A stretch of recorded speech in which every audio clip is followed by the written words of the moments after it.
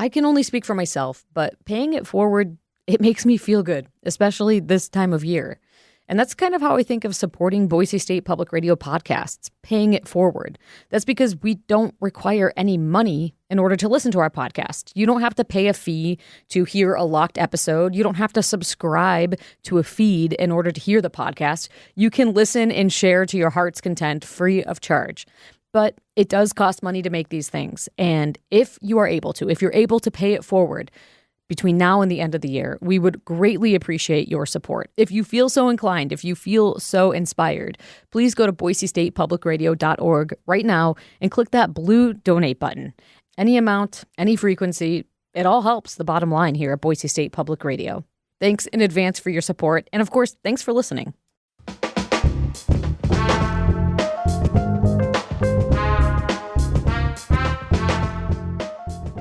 Hello, welcome. You are listening to The Connector from Boise State Public Radio. I'm Julie Luchetta, and it's Wednesday, January 1st, 2025. We did it. Happy New Year.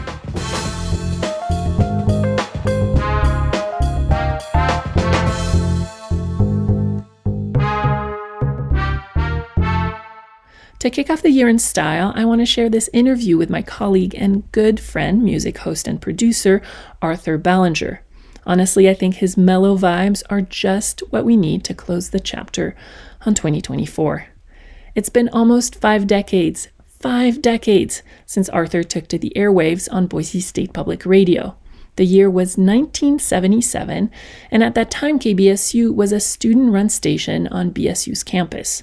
So I got to talk to Arthur about his very first time spinning tunes with us and his long career as a late-night beloved public radio host. Do you remember the day exactly? The day was November the 5th. It was a Saturday, and my first show was at 4 a.m. I was a little nervous, but I was also kind of excited and happy to be able to play music that I liked on the radio that people could listen to. Do you remember your first track? The first cut I ever played was called Too Rolling Stoned by Robin Trower. It's an up-tempo rocker, and it fit perfectly. It has a long ba-ba-bum intro, and then it takes off with vocals and lead guitar work. It's very good. And it goes on for about 7 minutes.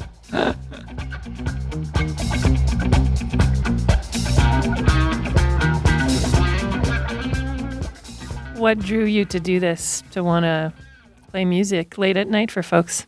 Well, I've always been into music since around the 2nd or 3rd grade, when I was immediately a fan of Elvis Presley and had to have my dad buy me 45s of his songs. Why Elvis? Well, Elvis was such an earthshaker in terms of musical history. I mean, he was among the first rockers, and he was so famous and, of course, sexy, and all the girls loved him, and it was a phenomena in American culture.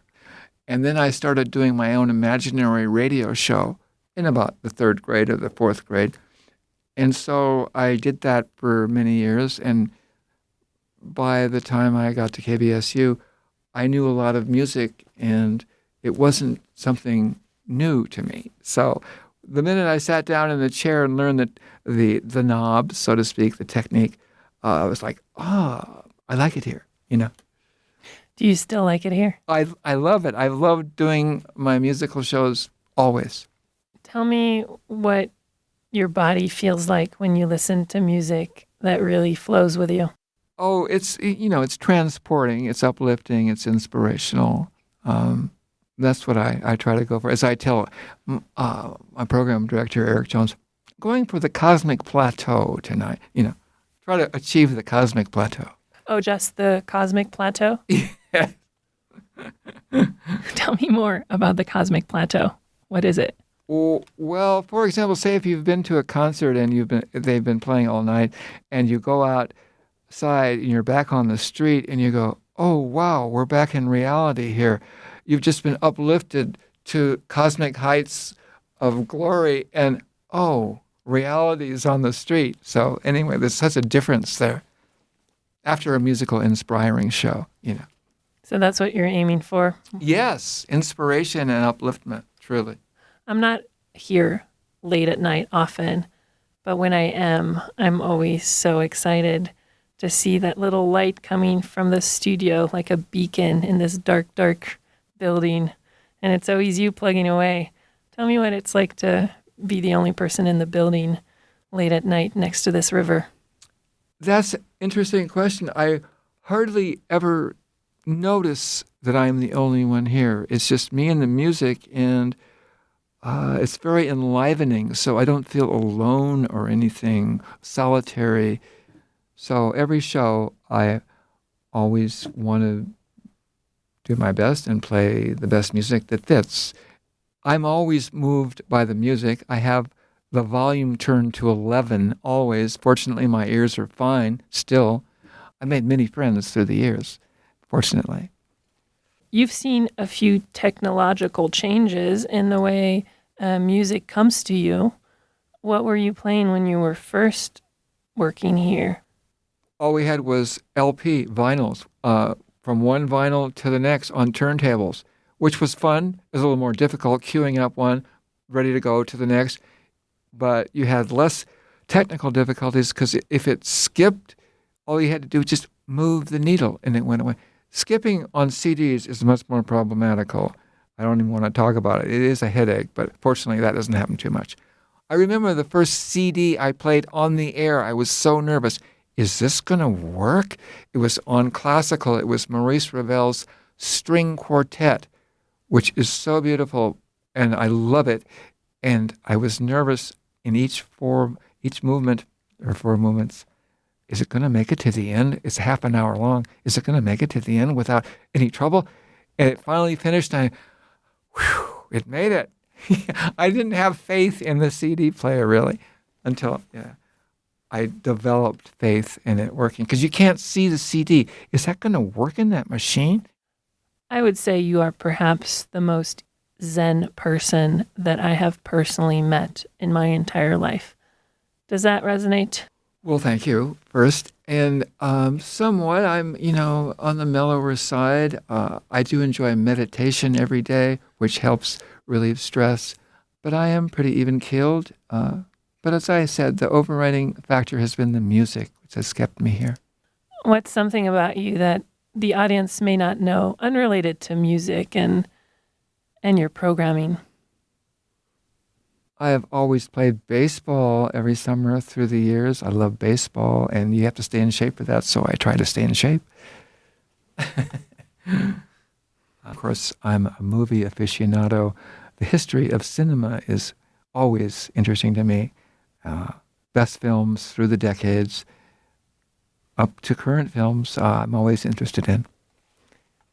And I do like to paint, abstract paintings, of course. That's very enjoyable and a nice outlet. I've studied the history of art, so that helps.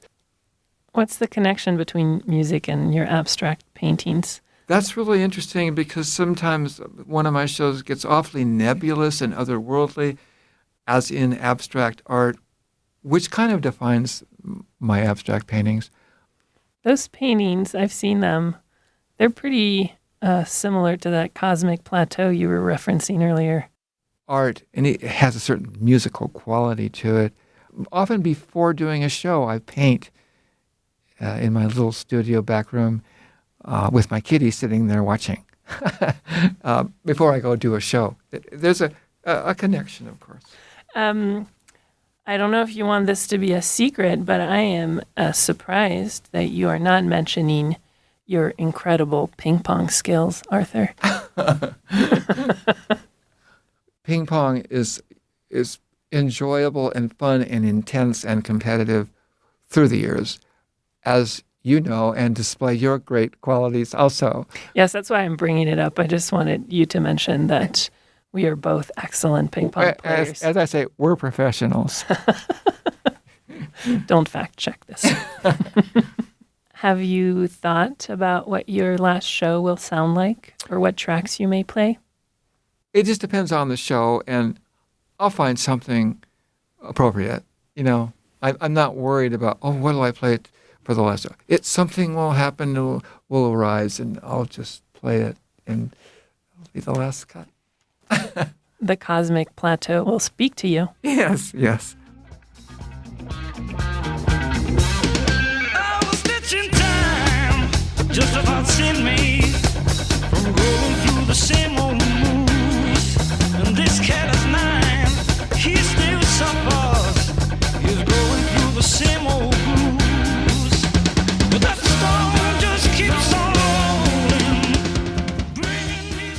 Arthur is planning to retire this year.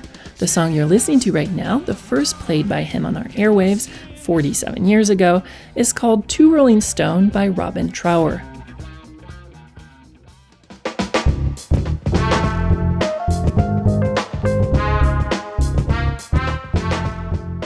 And that is today's episode of The Connector. We'll be back tomorrow. To stay in touch with the news between now and then, check out boisestatepublicradio.org or download the free Boise State Public Radio app. I'm Julie Luchetta, and I want to thank you again for listening to Boise State Public Radio, subscribing to our daily podcast, The Connector, and supporting us this past year. Really, it means the world to us. So, here's hoping 2025 will bless you with some of those cosmic heights Arthur speaks of, whatever that might mean to you. Cheers, everyone.